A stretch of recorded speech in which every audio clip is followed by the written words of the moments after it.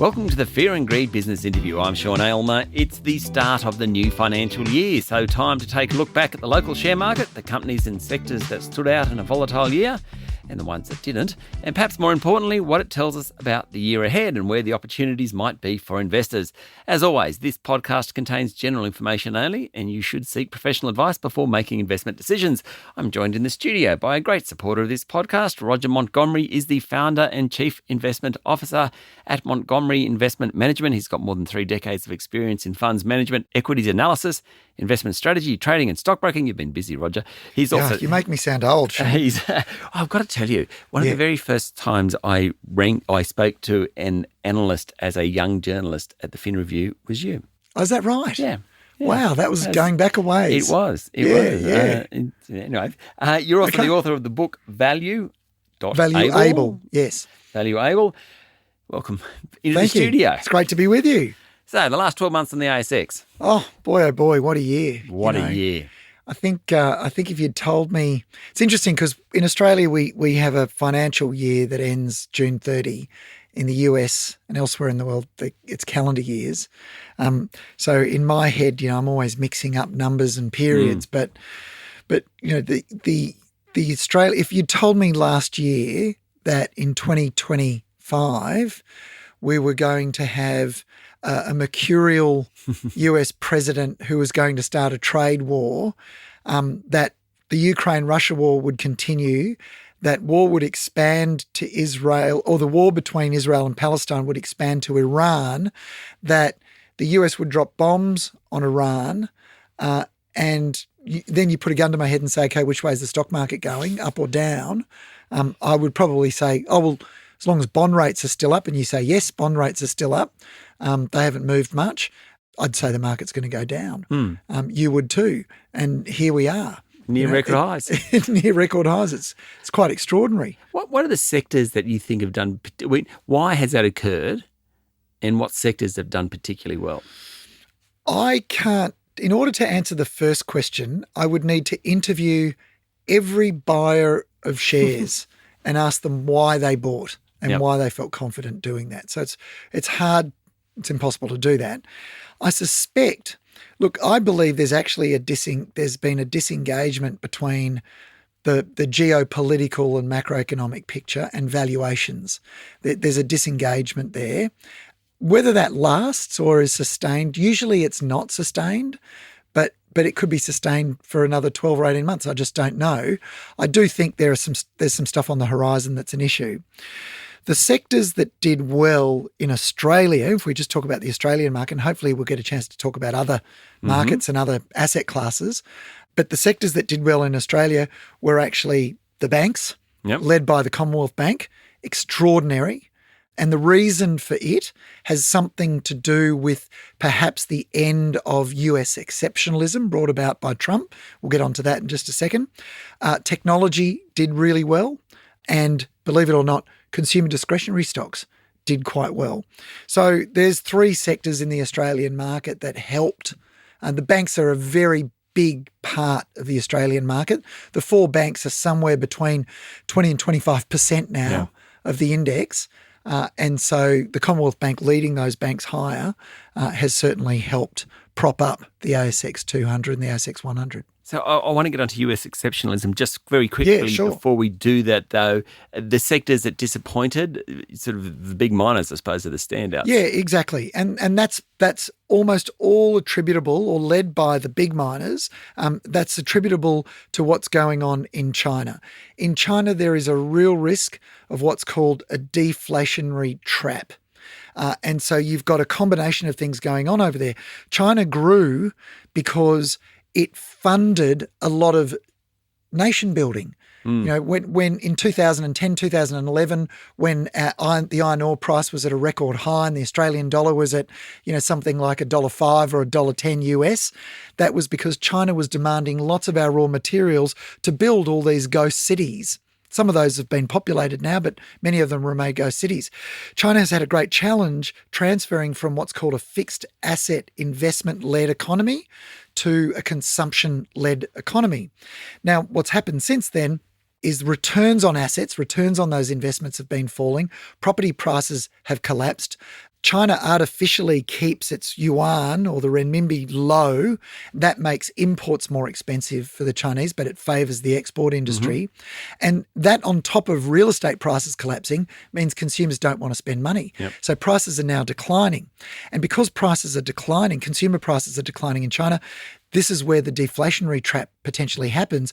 People say, oh, you know what? That thing that I was going to buy, it'll probably be cheaper in 6 months, so I'll wait. And they don't buy. And then it becomes self-fulfilling. And China is suffering, and consequently demand for our raw materials are slumping. We are a commodity-based currency and commodity-based country, and so that's affecting those mining stocks. The notion of US exceptionalism coming to an end. Just explain that. Well, it's a big call, and I'm not quite sure that we're qualified to actually call its end. But this US exceptionalism is the idea that the US is singularly the best place to invest, live, and be. Because it has the best demographics, it has the most arable land, they are self-sustaining from a fuel perspective, they've got just incredible companies, and so it's the only place to be invested. And that has been the case since the global financial crisis. And the idea that it's ending is coming about because of its debt position at the moment. And because Trump's Big Beautiful Bill Act is promoting even more debt because that's the only way it can be funded, then people are saying, well, at some point, there's going to be a tipping point. There will be a point where foreign lenders to the United States say, that's enough. We don't want your treasury bonds anymore, which can partly explain why bonds are higher even though the US economy isn't surging. So we've got elevated bonds. Bond yields rather, because foreign buyers don't want as much. And so then there's a question mark around whether when they issue new bonds, whether those auctions will go well or go badly. And we had recently a 20-year auction that didn't go very well. And so people are starting to question whether or not the US is as exceptional as it once was and whether the US dollar is the only currency to be in. Now, there's no alternative as a reserve currency. There's nowhere else you'd rather be. Some money has flown into the Commonwealth Bank. That's helped the Commonwealth Bank go up. If you live on an island like Australia, it makes sense to own a bank. But the alternatives that are showing resilience is gold and Bitcoin. And so I'm not advocating for either of those as a long-term investment, but the near record prices for both of those things is reflective of the reduction in the perception of US exceptionalism. Okay, stay with me, Roger. We'll be back in a minute to take a look at the year ahead.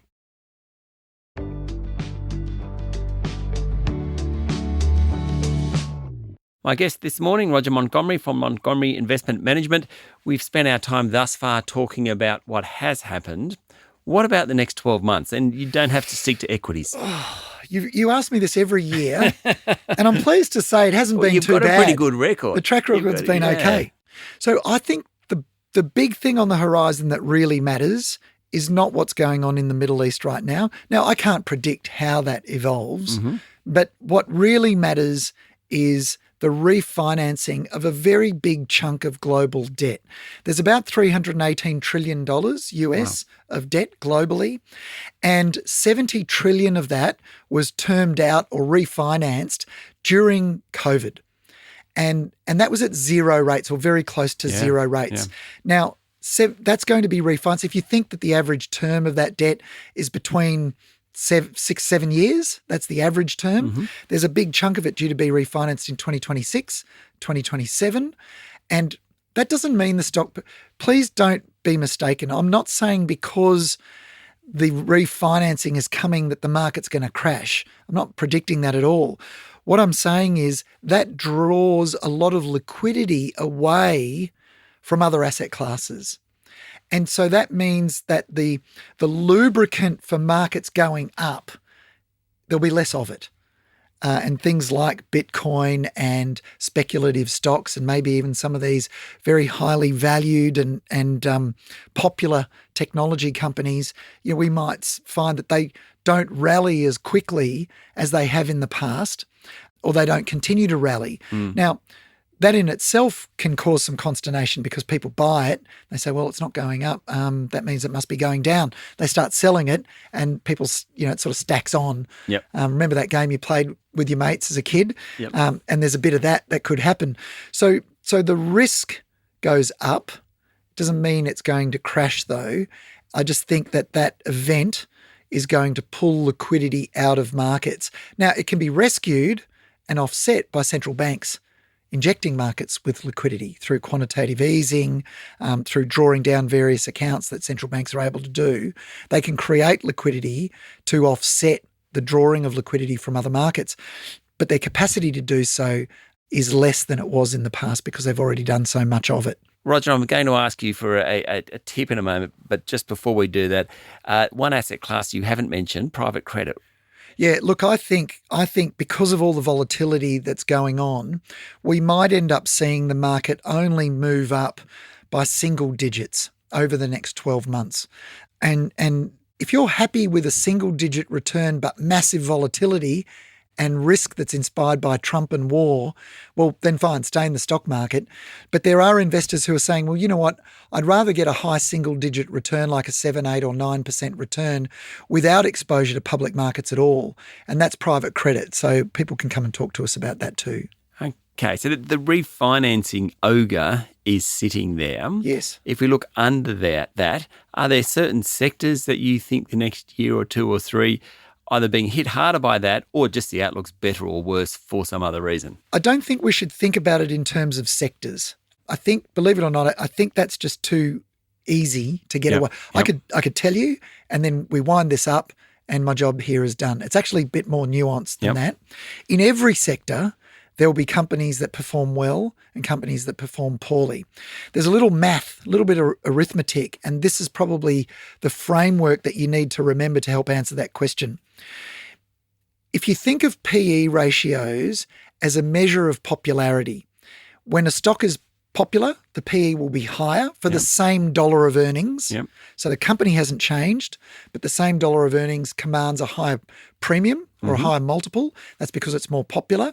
Its story has gained traction. And when PEs are low, less popular.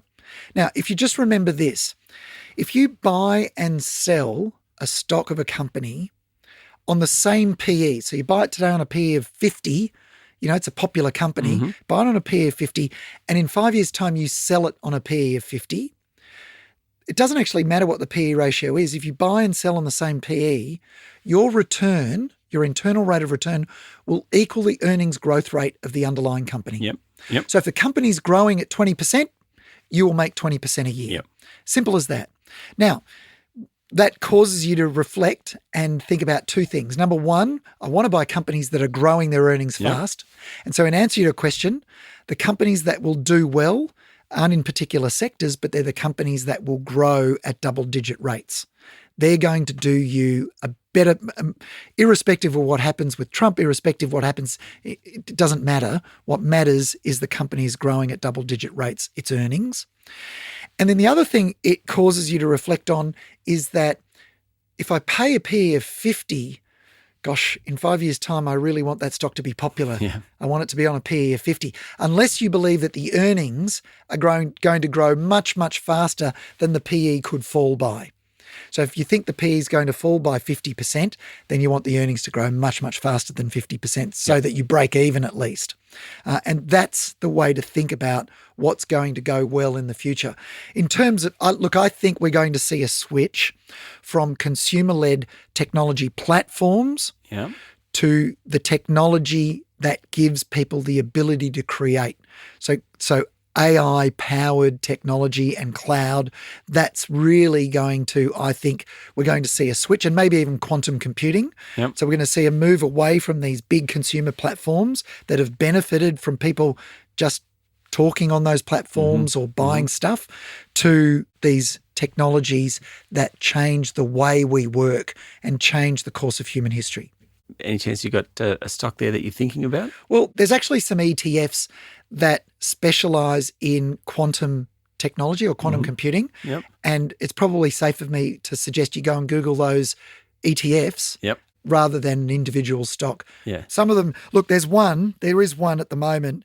It's called quantum computing, funnily enough, but it's already up 2,677% this year.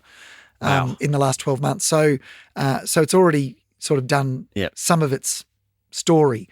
So I don't know what's going to happen next to that one. That's why I think an exchange-traded fund that focuses on that technology might be the way to go. Roger, thank you for talking to Fear and Greed. A pleasure. That was Roger Montgomery, founder and chief investment officer at Montgomery Investment Management, a great supporter of this podcast. Visit Montinvest, Montinvest, montinvest.com for more information, or sign up for Roger's Insights at rogermontgomery.com. This is the Fear and Greed business interview. Remember, this is general information only. You should always seek professional advice before making investment decisions. Join us every morning for the full episode of Fear and Greed, business news you can use. I'm Sean Aylmer. Enjoy your day.